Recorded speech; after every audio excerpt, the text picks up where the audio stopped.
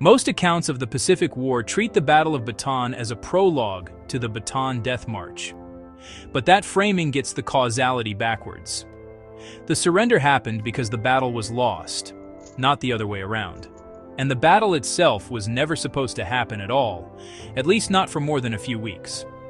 By the time it ended, Bataan had taught the United States a brutal lesson about logistics that would echo all the way to Normandy. That lesson: you cannot feed an army on courage alone.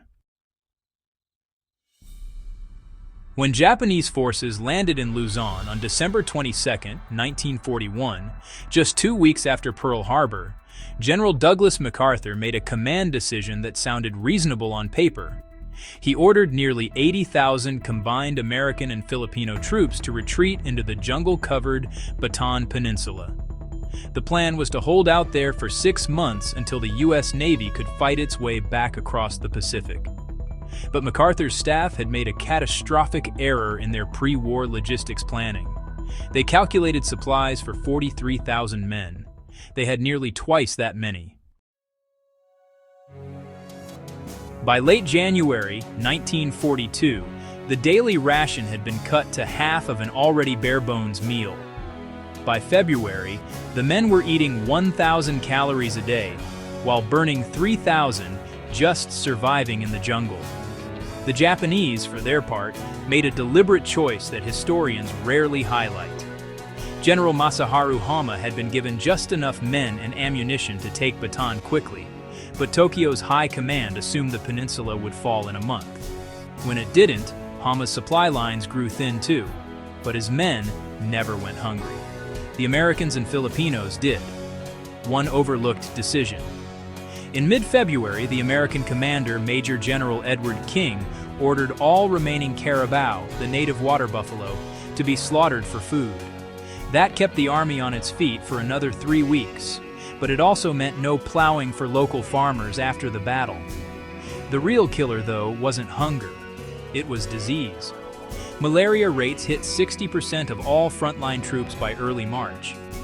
At any given moment, roughly 20,000 soldiers were too sick to fight, but not sick enough to evacuate. The Japanese knew this.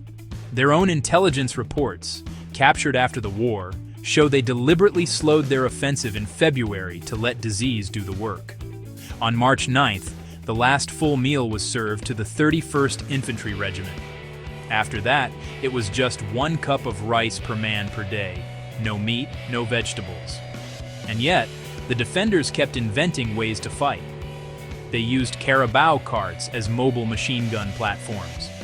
They tapped rubber trees for latex to patch fuel tanks. They brewed a malaria suppressant from local bark when quinine ran out. A Japanese sergeant's diary, found after the battle, expressed genuine confusion. These men have no food. Why do they still have ammunition? The answer: they had started making their own gunpowder from the film negatives of a Manila newsreel company. By April 8, 1942, General King knew it was over. He had no food, no quinine, no reserve ammunition. He surrendered his starving, disease-ridden command against MacArthur's explicit orders not to do so. The Japanese were not prepared for 75,000 prisoners. That unpreparedness became the Death March.